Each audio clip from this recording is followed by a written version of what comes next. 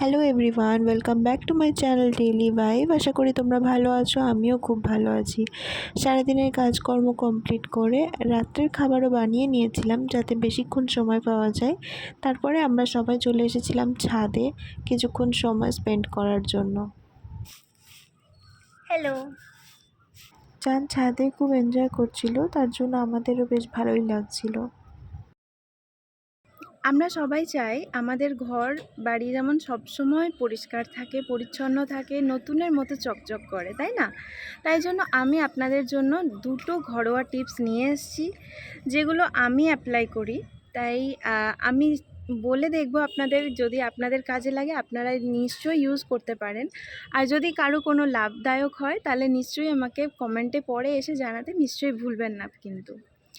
তো আমরা দেখবেন বাড়িতে বর্ষাকাল বলুন, গ্রীষ্মকাল বলুন, সব সময় দেখবেন বাড়িতে মশা, মাছি, পিঁপড়ে এসবের উপদ্রব খুব বেড়ে থাকে, তাই না? তো এইসবের উপদ্রব থেকে বাঁচতে আমরা ঘর মোছার জলে যদি একটু সামান্য পেট্রোল ডিজেল হয় না, সেই ডিজেল যদি আমরা একটু মিশিয়ে যদি সেই জলটা দিয়ে ঘর মুছি, তাহলে এরকম নানা ধরনের পোকা মাকড়, বিষাক্ত সব জিনিস থেকে ঘর পরিষ্কার থাকে আর ভালো থাকে। দেখবেন, কেননা পিঁপড়ে হোক বা মশা মাছি যাই হোক, ঘর প্রচণ্ড নোংরা হয়ে যায়। একটু থেকেই আপনাকে অনেক বারবার পরিষ্কার করতে হয়। সবসময় ভয় থাকে রান্নাঘরে যে এই জিনিসটা এখান থেকে সরাই না তো একটু পরে পিঁপড়ে লেগে যাবে। তো সেই সব জিনিস থেকে বাঁচতে আমরা ঘর মোছার পানিতে বা জলে যদি আমরা একটু সামান্য ডিজেল ব্যবহার করতে পারি, তাহলে এই সব জিনিস থেকে রক্ষা পাওয়া যায়।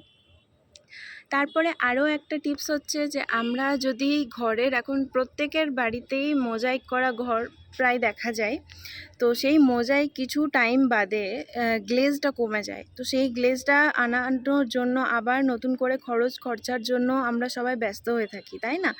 তো সেই ঘরের মোজাইকের গ্লেজ একই রকম রাখতে, সেই নতুনের মতো চকচক করানোর জন্য আমরা যদি ঘরকে প্রত্যেক দিন বা সপ্তাহে 2-3 দিন যদি আমরা কেরোসিন দিয়ে ঘর মুছতে পারি, তাহলে ঘরের মোজাইকের যে গ্লেজটা থাকে সেটা একই রকমভাবে মেনটেন থাকে।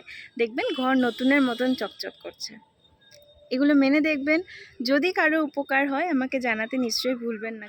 মানুষের দেখবে প্রতিটা দিন সমানভাবে যায় না, সেটা আমরা সবাই জানি। তাই আমি চেষ্টা করি দিনের প্রত্যেক দিনের কিছুটা অংশ নিজের মতোভাবে গুছিয়ে নেওয়ার।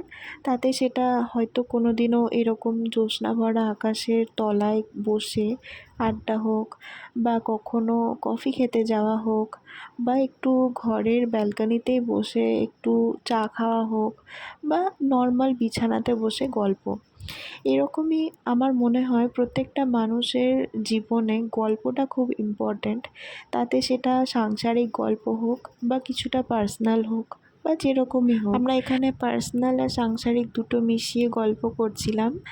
আর এখানে আমার চাঁদ আর আকাশের চাঁদ মিলে বদমাশি করছিল। আমার চাঁদ এরকম দুষ্টু মিষ্টি বদমাশি করছে, আর আকাশের চাঁদ মেঘের সাথে লুকোচুরি খেলছে। দেখবে গল্প যে শুধু টাইম পাসের জন্য করা হয় সেটা নয়, অনেক সময় অনেক দরকারি জিনিসও গল্পের মাধ্যমে বলা হয়, যেগুলো হয়তো আগে এইরকম নর্মালি বলাই হয় না। তাই আমার মনে হয় গল্প করাটা খুব দরকার সারাদিনে একবার। বকবক করতে করতে পুরো টায়ার্ড হয়ে গেছিলাম আমরা, এত বকবক করেছি আজকে। তো তারপরে মনে পড়লো যে আমরা তো বিকেলে চাই খাইনি, কেননা সুন্দর একটা হাওয়া দিচ্ছিল বিকেলবেলায়। তো সেই হাওয়ার টানে আমরা ছাদে গেছিলাম তাড়াহুড়ো করে। তো এমন বলবো না যে চায়ের নেশা নেই, আমাদের চায়ের নেশা আছে, কিন্তু সেটাকে কমানোর চেষ্টায় রয়েছি আমরা। তো আমার হাজব্যান্ড যেমন দুধ চা খাই না, আর আমি যেমন দুধ চাটা সারাদিনে একবার করতে পেরেছি, এখন বাদবাকি এখন সবটাই লিকার চা দিয়েই কাজ চালাই। কেননা একটু হলেও শরীরের ধ্যান দিতে হয় শরীরের ওপরে, যেটা আমার মনে হয় সবারই করা উচিত। যেহেতু ফ্ল্যাটের আরও আন্টি আঙ্কেল সবাই বিকেল থেকে ছাদেই ছিল, তো চাঁদও ওদের সাথে বেশ ভালো এনজয় করছিল। তো আমরাও ফিল করলাম যে আরও কিছুটা সময় যদি এইভাবে সবার সাথে কাটানো যায় তাহলে ভালোই হয়। তাই আমরা চা নিয়ে সেই সোজা ছাদেই চলে গেলাম আবার। তো তারপরে ডিনারের সময় সেই সবাই নিজের নিজের ঘরে। চলো আজকের মতো ভিডিওটা এখানেই শেষ করছি। সবাই ভালো থেকো, সুস্থ থেকো, সবাইকে ভালো রেখো। আমার ছেলেকে সবাই ভালোবাসা জানিও, আমার চ্যানেলটার পাশে থেকো। Thank you.